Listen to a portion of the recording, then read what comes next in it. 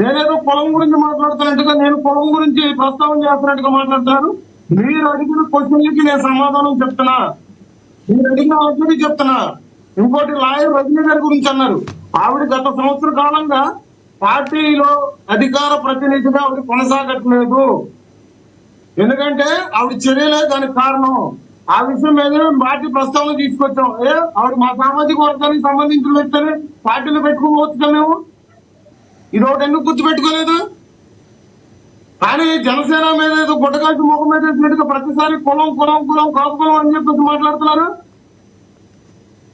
Right, topic మీద conclude చేయండి. లక్ష్మీకాంత్ గారు టాపిక్ మీద కంక్లూడ్ చేయండి. అంబటి రాంబాబు గారు 14 రోజుల రిమాండ్ అయిపోయిన తర్వాత ఎటువంటి స్టెప్ తీసుకునే అవకాశం ఉంది? టాపిక్ మీద కంక్లూడ్ చేయండి.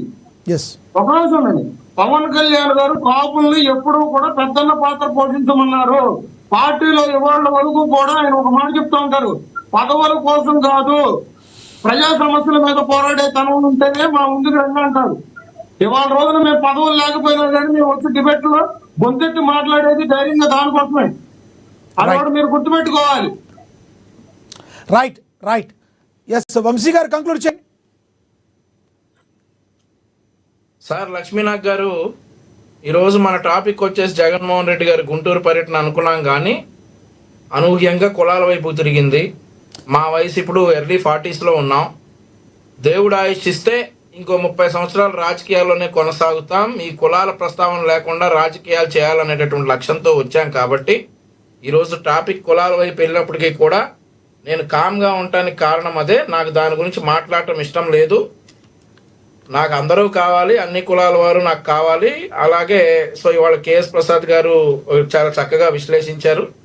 ఇంకోటి ఏంటంటే అంబటి రాంబాబు గారి అమ్మాయి, ఆవిడ కులం నాది కాపు కులం అని చెప్పుకోవడంలో తప్పు లేదు, కానీ కాపుల మీద దాడులు అని చెప్పుకోవడానికే మేమైతే వ్యతిరేకం అని చెప్పేసి మళ్ళీ చెప్తా ఉన్నా. అది ఆ లైన్ వెళ్ళకూడదు. కాపుల మీద కాదు దాడి. అంబటి రాంబాబు గారు చేసిన వ్యాఖ్యలకి నిరసన.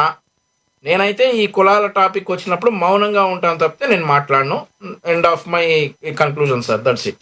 అంటే ఒకటి సార్, ఇప్పుడు ఇక్కడి నుంచి అయినా కొంత సంయమనం పాటించే అవకాశం ఉందా? మీరు స్టార్టింగ్లోనే చెప్పారు, మళ్ళీ అడుగుతున్నాను కాదు. మళ్ళీ అడుగుతున్నాను కాదు.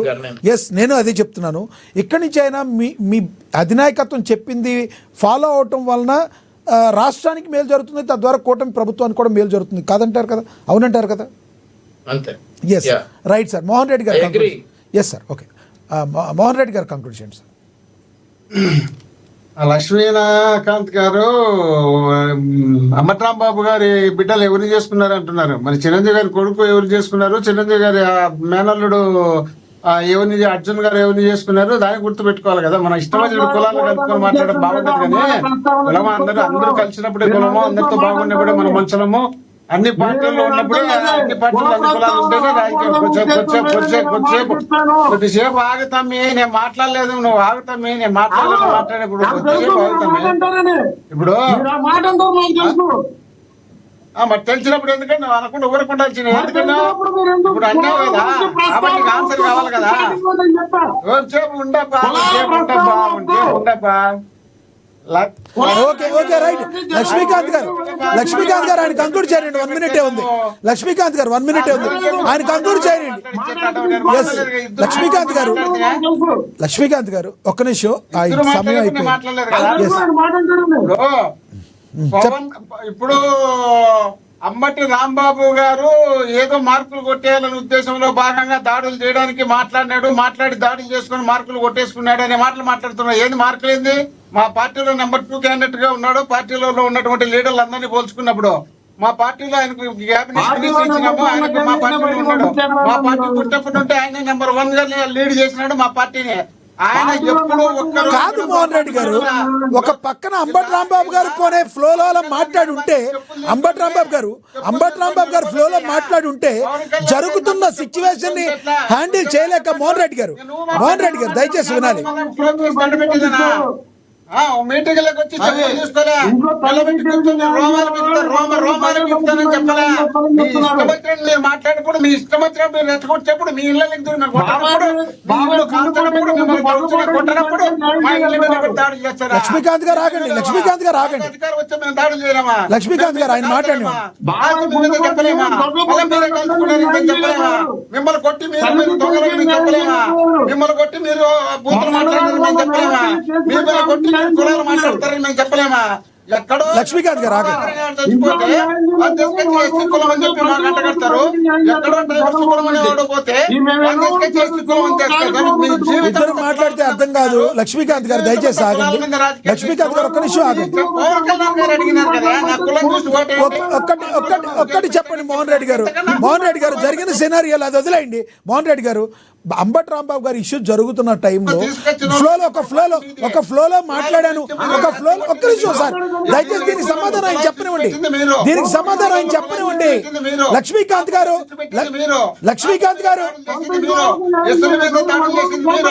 రాష్ట్రంలో ప్రతి ఒక్కరిపైన దాడులు చేయడం మీరే, దాడులు చేసి మళ్ళీ తప్పించుకోవడం మీరే, మళ్ళీ కప్పిపుచ్చుకోవడం మీరే. లక్ష్మీకాంత్ గారు ఒక్క నిమిషం చివరిగా ఆయన చెప్పనివ్వండి. లక్ష్మీకాంత్ గారు దయచేసి ఆగండి. ఒకటి మోహన్ రెడ్డి గారు ఒక్క మాట చెప్పండి. అంబటి రాంబాబు గారు, మోహన్ రెడ్డి గారు దయచేసి వినాలి. మోహన్ రెడ్డి గారు దయచేసి వినండి. అంబటి రాంబాబు గారు ఆ రకంగా మాట్లాడి నేను ఒక ఫ్లోలో మాట్లాడాను అన్నప్పుడు జోగి రమేష్ గారు మళ్ళీ వచ్చి వెనకాలే నారా లోకేష్ గారిని తిడుతుంది దేనికి? ఈ మాటలన్నీ ఇలా జరిగితే ఇలా జరుగుద్దని మీకు తెలవదా? రెచ్చగొట్టి ధోరణి కాదంటారా ఇది? నా మాట మాట్లాడేటప్పుడు మీరు మాట్లాడినాక మేము మాట్లాడేటప్పుడు ఊరుకుండాలి కదా. నేను ఏం మాట్లాడలేదు కదా. అందుకే ఆయన ఆపే నేను మాట్లాడలే. నేను మాట్లాడేప్పుడు నాకు అవకాశం ఇవ్వాలి కదా. మంత్రులు మళ్ళీ దూరుతారు, దూరినప్పుడు మళ్ళీ లక్ష్మీనాథ్ గారు క్వశ్చన్ వేస్తారు.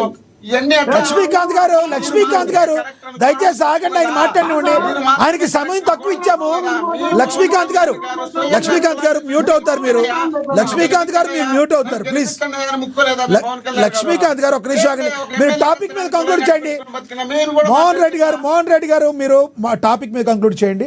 రేపు రానున్న రోజుల్లో ఆంధ్రప్రదేశ్లో ఇవన్నీ సమస్యపోయి అభివృద్ధి దిశగా వెళ్తుందని మీరు అనుకుంటున్నారా? ఏమంటారు? చివరిగా చెప్పండి. ఇప్పుడు వాళ్ళు నడుచుకునే నడవడికను బట్టి ఈ రాష్ట్రానికి పెట్టుబడులు జగన్మోహన్ రెడ్డి గారు ఉన్నప్పుడు ఒప్పందం చేసుకున్న పెట్టుబడులు కూడా ఎన్నికిపోయే పరిస్థితి ఉంది. వీళ్ళు ఎక్కడ దేశం అంతా తిరిగి ప్రపంచం అంతా తిరిగినా ఇలా పెట్టుబడులు పెట్టే వాళ్ళు రాకుండా ఉంటే ఎట్లా తిరిగి జగన్మోహన్ రెడ్డి గారిని అబాస్పాలు చేద్దాం, జగన్మోహన్ రెడ్డి గారి మీద అల్లరేసి చూపిస్తాం, జగన్మోహన్ రెడ్డి గారు ఫ్యాక్షనిస్ట్ అనిపిస్తాం, జగన్మోహన్ రెడ్డి గారి వల్ల రాష్ట్రంలో అల్లర్లు జరిగినాయని చూపిద్దాం. ఈ విధంగా చూపి రాష్ట్రం అభివృద్ధి చెందలేనప్పుడు మళ్ళీ అదంతా జగన్మోహన్ రెడ్డి గారిని తిప్పుదాం. ఇప్పటికి 3,30,30,000 కోట్ల రూపాయలు అప్పులు చేసినాం 2 ఏళ్లు కాల. ఒక 10 లక్షలు అప్పులు చేస్తాం.